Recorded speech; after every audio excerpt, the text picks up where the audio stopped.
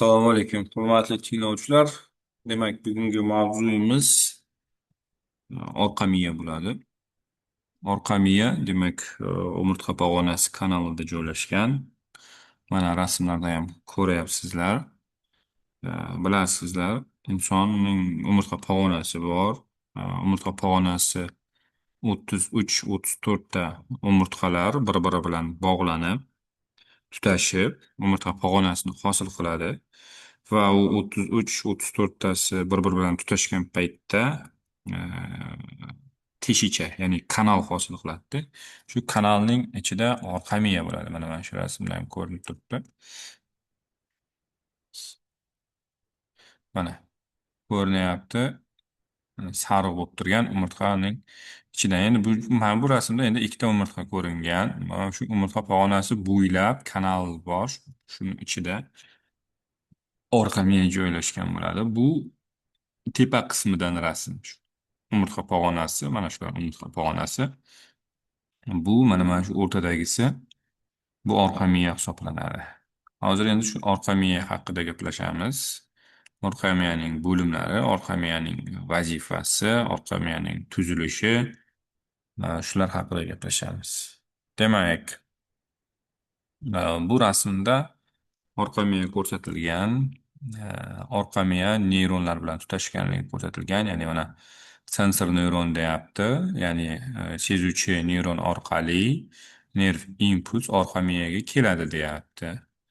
Keyin orqa miyaga kelgan nerv impuls orqa miyaning o'zida analiz sintez bo'lishi mumkin yoki agarda murakkabroq nerv impulsi bo'ladigan bo'lsa, bu orqa miyadan o'tib, bu nerv impulsi bosh miyaga yetib boradi. Bosh miya analiz sintez qiladi. Bu nerv impulsini keyin qanday javob reaksiyasi qaytarilishi kerakligini somatik motor neyron orqali, demak, mana shu rasmdagi skelet muskullariga yetkazib beradi. Ya'ni ma'lum bir harakatga kelamiz. Bu endi vegetativ nerv tizimining neyronlarining tuzilishi hisoblanadi. Ya'ni ikki neyronli hisoblanadi. Preganglionar va postganglionar neyronlar deb ataladi buni. Va bu orqa miyaning yon shoxlaridan chiqadi. Hozir yon shox, oldingi orqa shoxlarni ham ko'rib chiqamiz asta-sekin. Demak, umurtqa pog'onasi devori bilan orqa miya orasida bo'shliq bor. U yog' to'qimasi va miya pardalari bilan to'ldirilgan. Pauchin va yumshoq parda orasida esa orqa miya suyuqligi bor. Orqa miya suyuqligining ikkinchi nomini likvor deb ataladi. Uning ham hozir vazifalarini ko'rib chiqamiz. Demak, orqa miya qanday tuzilishga ega? MNS, ya'ni markaziy nerv sistemasining umurtqa kanali ichida joylashgan qismiga orqa miya deb ataladi.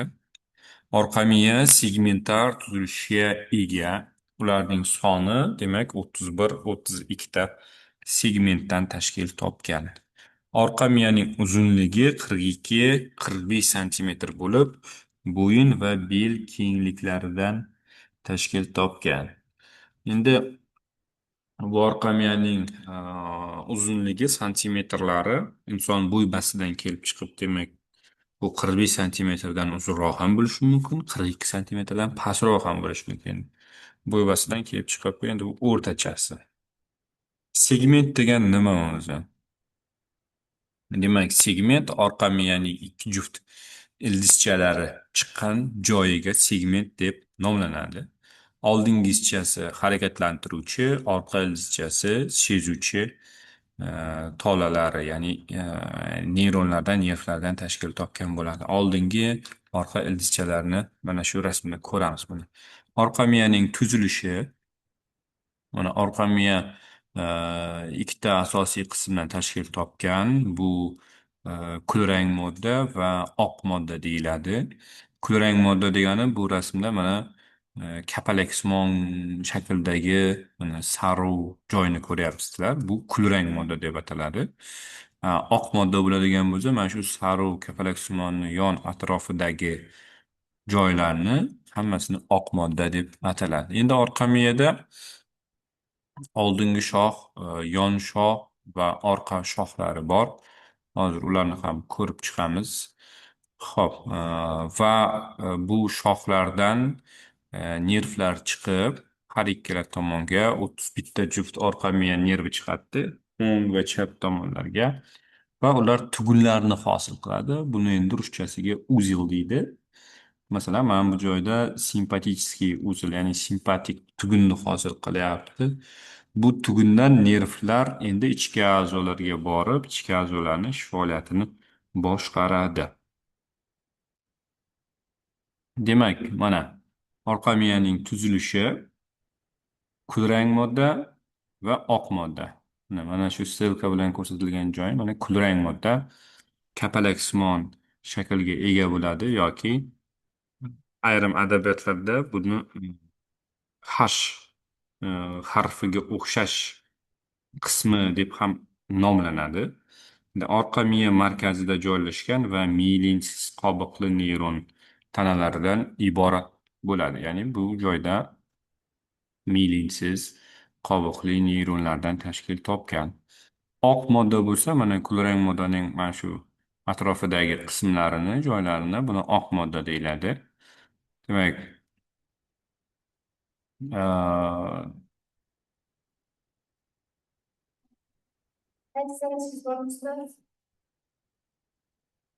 Hop, endi oq modda bosh miya tomonga va bosh miyadan ishchi a'zolar tomoniga nerv impulslarini o'tkazishda ishtirok etadigan qism. Ya'ni oq modda nerv impulslarini o'tkazishda ishtirok etsa, kulrang modda asosan demak bu neyronlarning tana qismi, dendrit qismlari bir-biriga tutashgan joyi hisoblanadi va asosiy reflektorlik vazifani ham bajaradi. Bu kulrang qismida.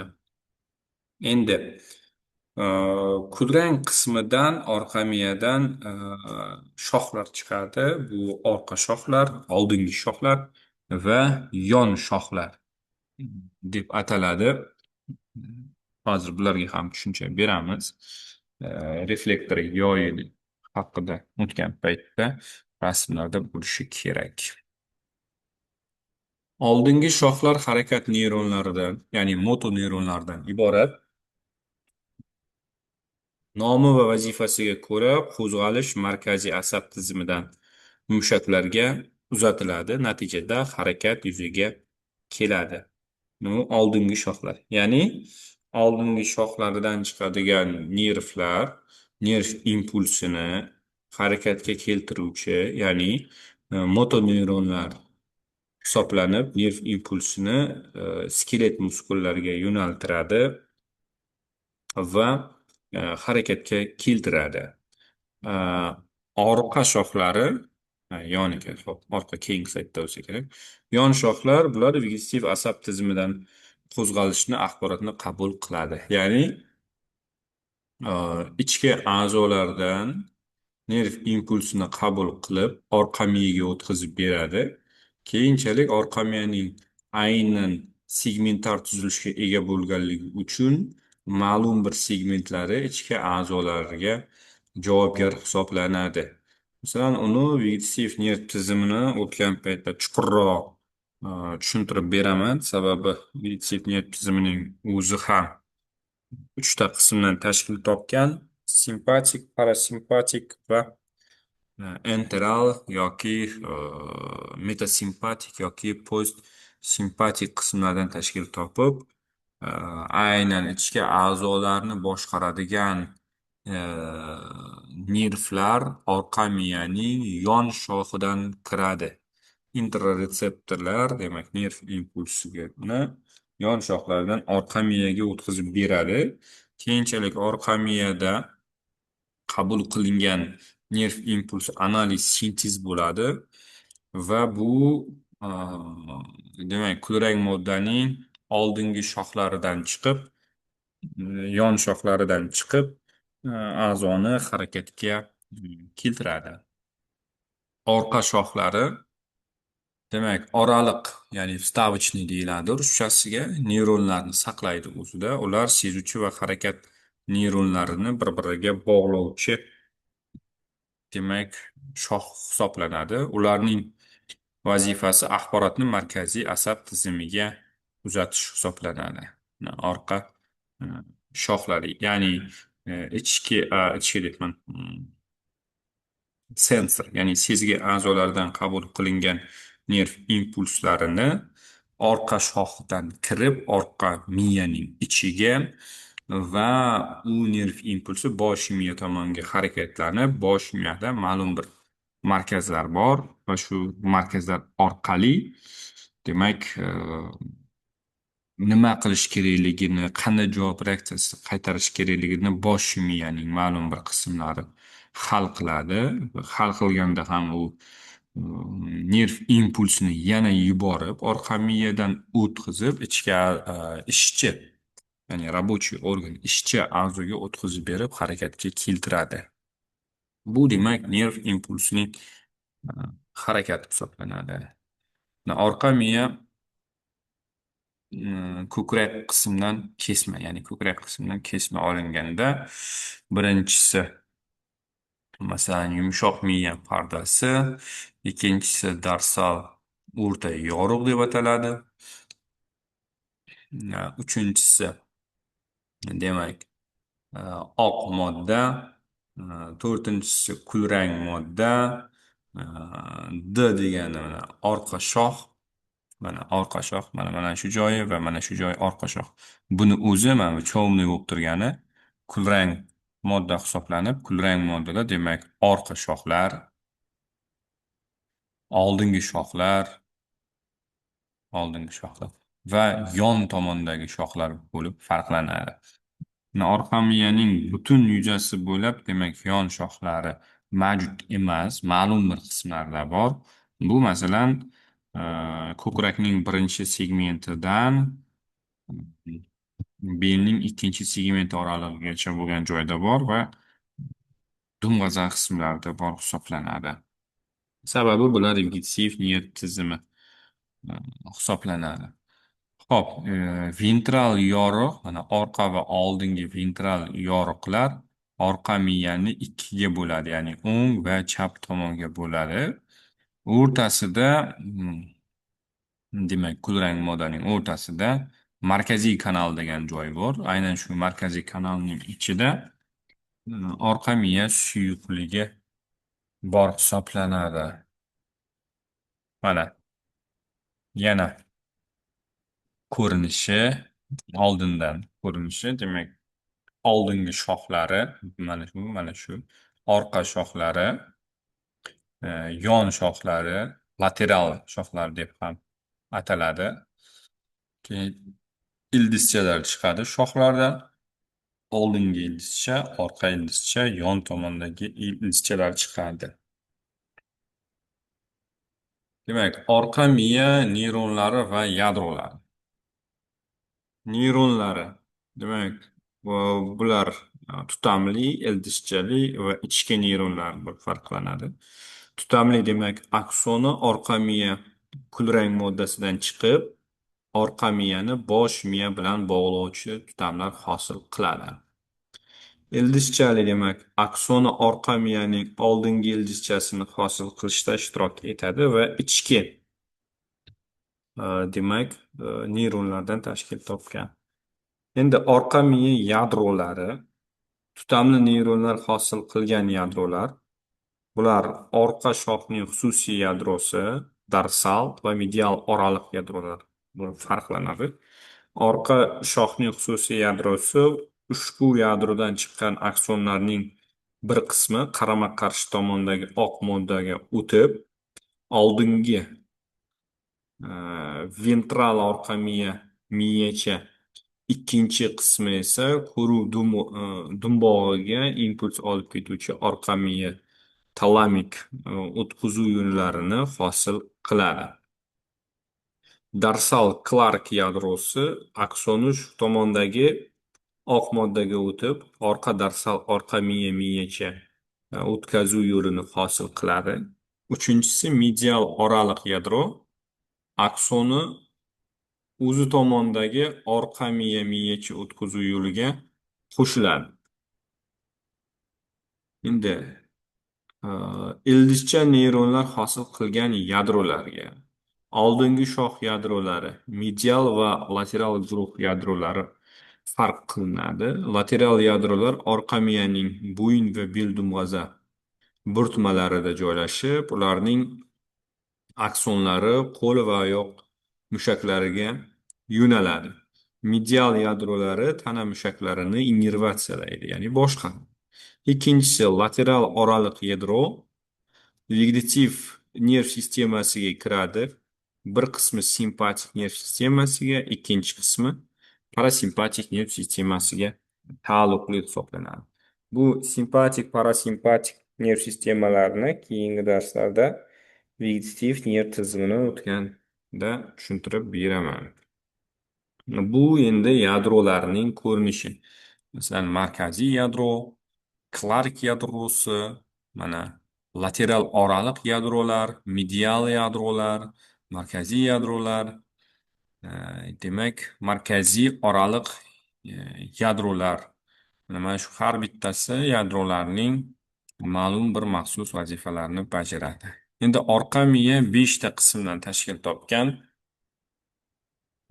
Pars cervicalis, ya'ni bo'yin qismi 8 ta segmentdan tashkil topgan. Pars trachealis, bu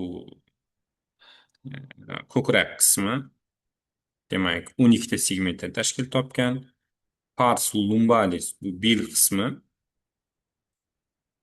bu 5 ta segmentdan tashkil topgan. Pars sacralis, bu ham 5 ta segmentdan tashkil topgan. Va oxirgisi pars kaktigeya, bu 1-2 segmentdan tashkil topgan, ya'ni dum qismi deb ataladi. Ya'ni umumiy olganda orqa miyada 31 yoki 32 segmentdan tashkil topgan hisoblanadi. Bu ham imtihon test savollarida bor. Shunga ham ahamiyat qaratasizlar. Hop, mana orqa miyaning demak qismlarida nechta segmentdan tashkil topganligi ko'rsatilgan.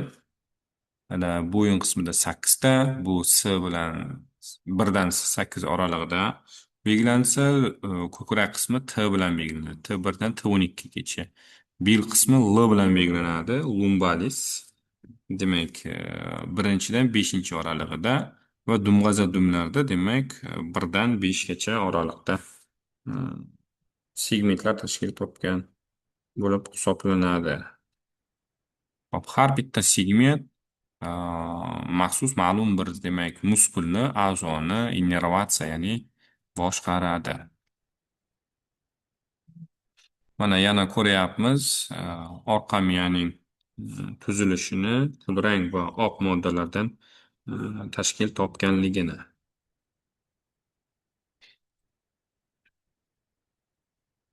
Endi orqa miyada ikkita kenglik farq qilinadi. Birinchi kenglik bu bo'yin kengligi bo'lib, bu bo'yin kengligi bo'yinning 5 segmenti, 6, 7, 8 segmenti va ko'krakning T degan thorax deganda, ko'krakning birinchi segment oraliqlariga to'g'ri keladi. Mana e'tibor bergan bo'lsangiz, mana shu orqa miya uzunasiga bir tekis ketmagan-ku. Qaysidir bir joyi ingichkaroq, qaysidir bir joyi kengroq. Mana shu joy haqida gap ketyapti. Kengroq bo'lgan joyi sheyni, толщение deyiladi. Mana bo'yin kengligi. Ikkinchi kenglik bu bel kengligi hisoblanadi. Mana shu joy bel kengligi.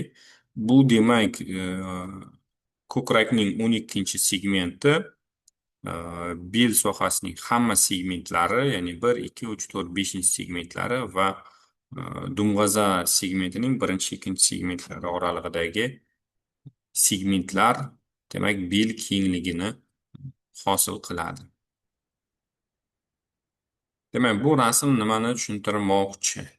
Ya'ni evolyutsiyani tushuntirmoqchi. Birinchidan orqa miyaning rivojlanishi, ikkinchidan demak orqa miyaning qaysi qismlari tanamizning qaysi a'zolariga, qismlariga javobgarligini tushuntirmoqchi. Masalan, mana bu yashil bo'lib turgan joy mana, mana shu joy, mana qo'limizga полностью ta'sir qiladi va ayrim nerv tolalari ichki a'zo, masalan, diafragmaga yetib borib diafragmani boshqaradi.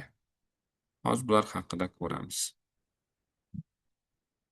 Demak, bu mana orqa miyaning rasmdagi ko'rinishlari. Kulrang modda mana oldingi harakatlantiruvchi, orqa sezuvchi va yon tomondagi ko'krak qismiga to'g'ri kelib turgan segmentlarda joylashgan. Demak, bo'yin sohasining 8-chi yoki ko'krak sohasining birinchi segmentidan to bel sohasining ikkinchi segmenti oralig'ida yon shoxlari mavjud hisoblanadi. Oq modda demak oldingi, orqa va yon tizimlardan mavjud hisoblanadi. Endi orqa miyaning tuzilishi nuqtai nazaridan va yadrolari nuqtai nazaridan mana qo'limizning, tanamizning, oyog'imizning qaysi qismlariga qaysi e, yadrolar, qaysi qismlar javobgarligini bu rasmda ko'rsak bo'ladi orqa miyani.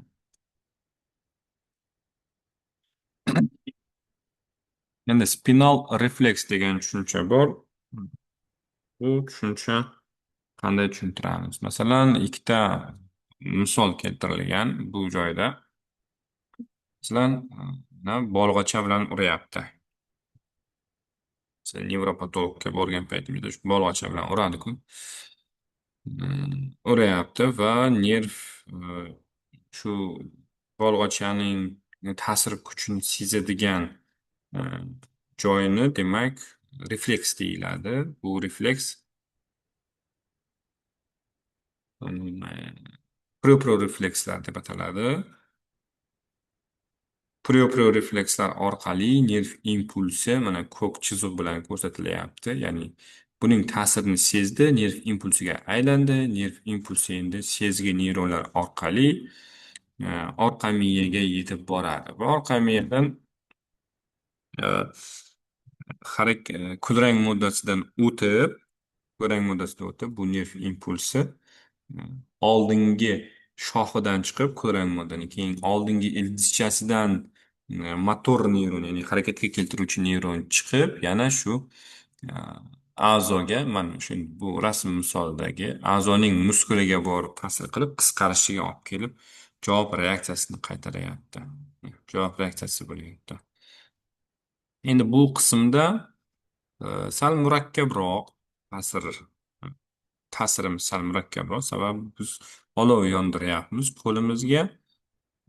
Yana shu sezgi a'zolari, sezgi retseptorlari orqali orqa miyaga borib, u joyda endi orqa miya interretseptorlar, interneyronlarga, ya'ni oraliq neyronlarga o'tadi nerv impulsi, keyinchalik motor neyronga o'tib harakatga kelishini sodir qiladi, harakat sodir qiladi.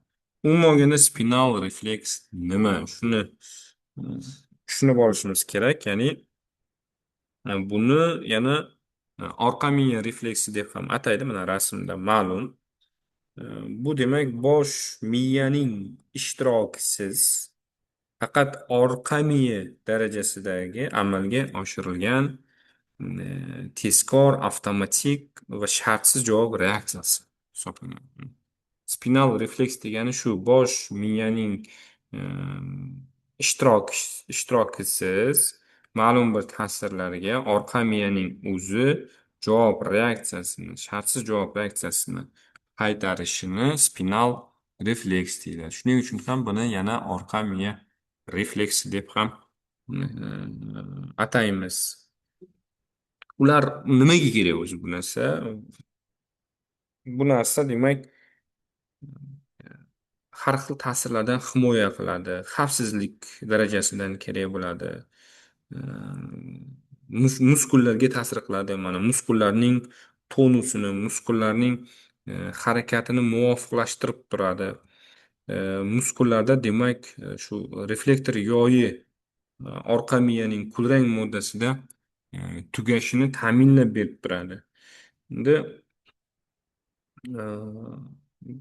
buning asosiy xususiyati spinal refleksning bu nerv impulsining tezlik bilan harakatlanishidir. Demak, bosh miyaga signal olib borib qaytguncha vaqt ketmagani uchun reaksiya juda tez sodir bo'ladi. Juda tez sodir bo'ladi.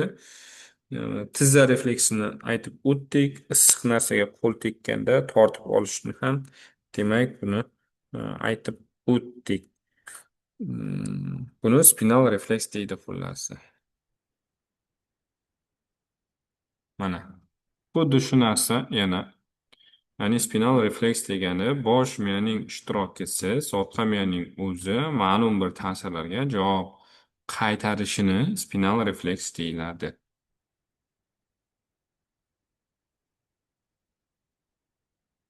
Hop, keyingi slayd. Mana orqa miyaning tuzilishi, ko'rinishi. Hop. Orqa miya haqida juda ham ko'p narsalarni aytsa bo'ladi. Hozir keyingi slaydlarda ham aytib o'tamiz. Mana orqa miyadan 31 ta e, juft nerv chiqadi. Mana shu joyda YouTube'ga ссылка qoldirganman. Demak, shunga bosib ko'rasizlar. Orqa miyaning bo'limlari va vazifalari haqida e, tushunchaga ega bo'lasizlar. O'zi orqa miyani keling shu zararlanish sindromlariga o'tmasdan turib, ozgincha orqa miya haqida tushuncha berib o'tayin. Xo'p, buni orqa miyani lotinchada aytganda medulla spinalis deyiladi lotinchasi. Bu ham markaziy nerv sistemasining bir qismi hisoblanadi. Sababi markaziy nerv sistemasida ham orqa miya, ham bosh miya kiradi markaziy nerv sistemasiga. Demak, yana nima? Umurtqa pog'onasining kanalining ichida joylashgan. Mana rasmda ham ko'ryapmiz. Hmm. Bu demak orqa miya o'tkazuvchi vazifani ham bajaradi, ya'ni bosh miya bilan tana a'zolari orasidagi ma'lumot almashishni ta'minlovchi nima desak bo'ladi asosiy ko'prik vazifasini bajaruvchi qism hisoblanadi bu orqa miya. Endi orqa miyani e, segmentar tuzilishga ega ekanligini aytib o'tdik. Orqa miyaning qismlarini aytib o'tdik. Bo'yin, ko'krak, bel, dumg'aza, bo'yinda 8 ta segment. Demak, juft shoxlarning chiqishi orqa miyadan bu bitta segmentga to'g'ri keladi. Bo'yinda segmentlar 8 ta, ko'krakda 12 ta, dumg'azada 5, belda 5 ta, dumg'azada 5 ta va dunda bitta bo'ladi. Endi asosiy vazifalarini ham e, qisqacha aytib o'tdik. Bu reflektor funksiya. Birinchisi, hozirgi aytganimizdek, issiq narsa qo'limizga issiq narsa tekkanda tortib olishimiz, tizza refleks, ya'ni tizza bug'umiga bolg'acha bilan urgan paytda oyog'imizni ko'tarishi bu reflektor funksiyasi hisoblanadi. Endi o'tkazuvchanlik funksiyasi degani ham bor. Demak, sezgi a'zolaridan kelayotgan nerv impulslarini orqa miya o'zidan o'tkazib, bosh miyaga o'tkazib beradi. Sababi bosh miya bilan tutashgan-ku endi orqa miya. Keyin eng asosiy vazifasi orqa miyaning bu vegetativ boshqarish, ya'ni ichki a'zolarning ish faoliyati orqa miyaning ma'lum bir segmenti e, ta'siri natijasida sodir bo'ladi. Ichki a'zolarning boshqarilishi. Tushunarlimi?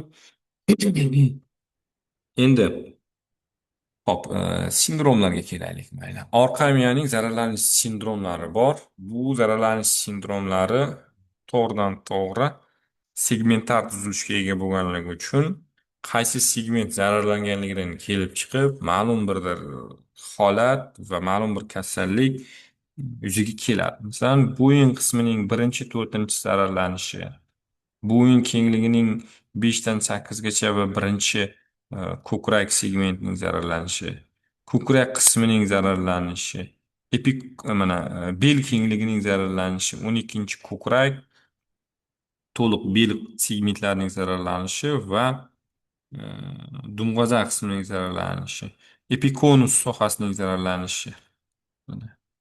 Demak, L4, L5 bu lumbalis, to'rtinchi lumbalis beshinchi segmentlari, ya'ni e, bel sohasining to'rtinchi, beshinchi segmentlari va dumg'azaning birinchi, ikkinchi segmentlari zararlansa, buni epikonus zararlanishi deyiladi. Konus zararlanishda, demak, dumg'azaning uchinchi, to'rtinchi, beshinchi segmenti va dumning birinchi yoki ikkinchi segmenti zararlanganda aytiladi. Endi masalan, bo'yinning to'rtinchi segmenti zararlanganda, ko'k bilan belgilangan joyi, bo'yalgan joyi, demak, tetraplegiyaga uchragan. Agarda agarda oltinchi segment zararlanganda, sal pastroqdan tetraplegiya kuzatilyapti. Agarda ko'krakning oltinchi segmenti zararlanganda, paraplegiya kuzatilyapti. Agarda nima belning birinchi segmenti zararlanganda ham, demak, paraplegiya e, kuzatilishi, demak, ko'rsak bo'ladi. Nima o'zi plegiya? Bu paralish, bu falajlik hisoblanadi. Demak, plegiya bu falajlik. Tetra degani уже bu to'rtta degani. E, To'rtta, demak, konечность, ya'ni oyoq qo'llarimizning zararlanishi, buni tetra deyiladi. Mana shu joyda paraplegiya deyiladi. Para degani ikki degani, ikki degan ma'noni bildiradi. Ya'ni faqat oyoqlarning yoki faqat qo'llarning zararlanishiga paraplegiya deyiladi.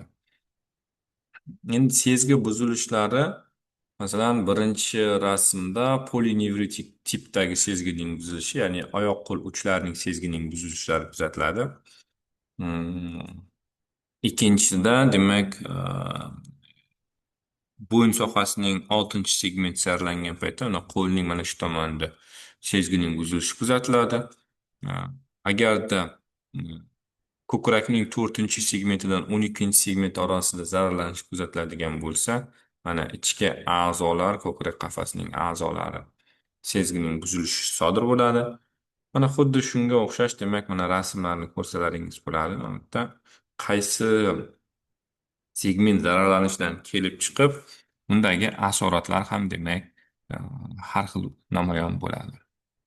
Endi bo'yin qismining, misol, birinchi segmentidan to'rtinchi segment oralig'ida zararlanish sindromlariga to'xtalsak, markaziy tetraparez kuzatiladi va tetraplegiya kuzatiladi. Tetra parez va tetraplegiya kuzatiladi. Ikkinchisi tetraanesteziya kuzatiladi. Uchinchisi tuz a'zolari funksiyasi markaziy tipdagi buzilishlar kuzatiladi. O'zi tetraparez nima? Paralik plegiya bu, demak, falajlanish. Parez bu, demak, harakatning qisman cheklanishiga aytiladi. Anesteziya bu sezgining yo'qolishiga aytiladi. Tetranesteziya deyaptimi? Demak, tanamizning to'rtta qismida sezgining yo'qolishi kuzatilyapti. Tetra parez deyaptimi? Demak, tanamizning to'rtta qismida harakatning cheklanishi kuzatilyapti. Tetraplegiya bo'ladigan bo'lsa, o'zi bu harakatsiz holatga kelgan degani. Unda cheklanish bilan to'liq harakatsiz deganning farqi bor. Bo'yin kengligining, demak, bo'yin kengligining bo'yinning 5-segmentdan 8 segment orasi va ko'krakning birinchi segmenti zararlanganda aralashgan tetraparez, qo'llarda periferik atrofik, oyoqlarda markaziy paraparezlar kuzatiladi. C5dan pastda barcha sezgi tetraanesteziyasi kuzatiladi, ya'ni sezgining yo'qolishi kuzatiladi. Sidik va najos tutilishi kuzatiladi.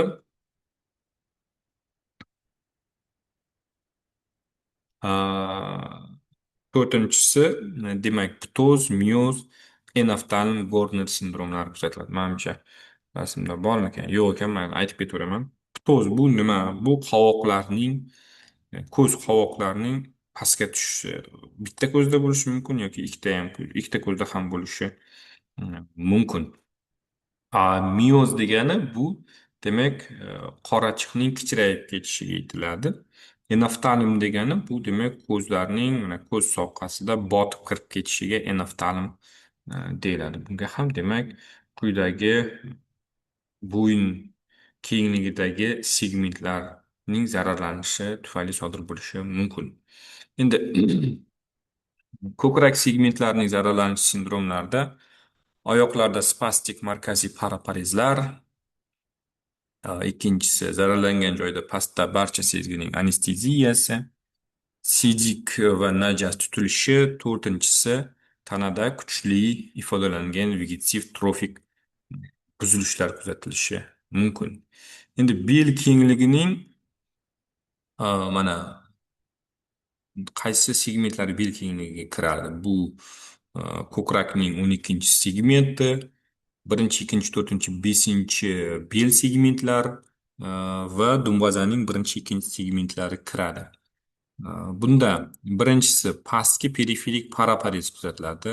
Atrofiya, arefleksiya, atoniya holatlari e, kuzatiladi.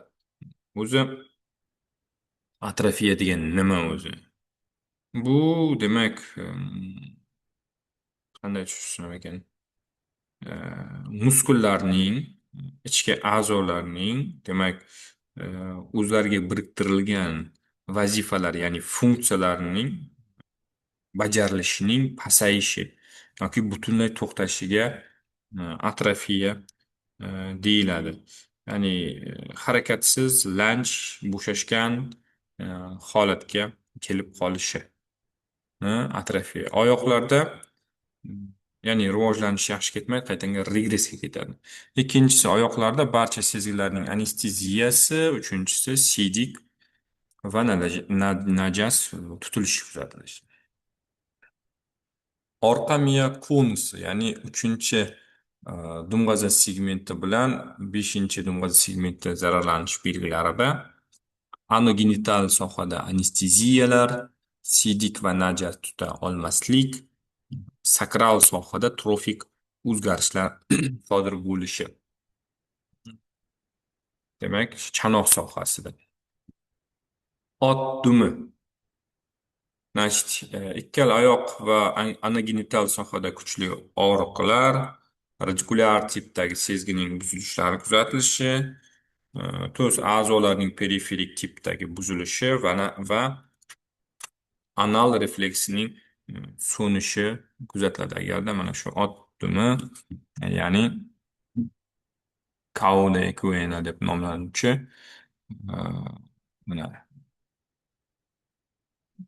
orqa miya konus hosil qilgandan keyin bu konusdan nervlar chiqib ketadi va bu nervlar orqa miya demak ot dumini eslatganligi uchun ot dumi deb nomlanib, bular ham demak ko'pincha shu chanoq sohasidagi a'zolarni ish faoliyatini boshqarishda ishtirok etadi, innervatsiyasida ishtirok etadi.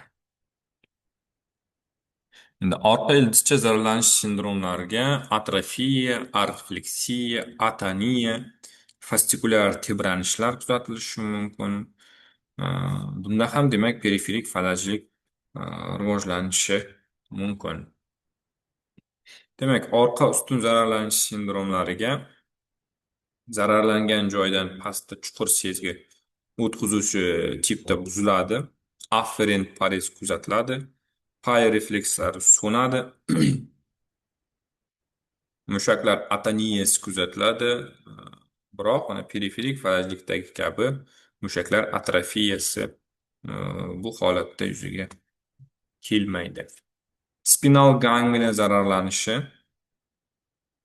demak, segmentar tipda yuzaki va chuqur sezgilarning buzilishi yuzaga keladi.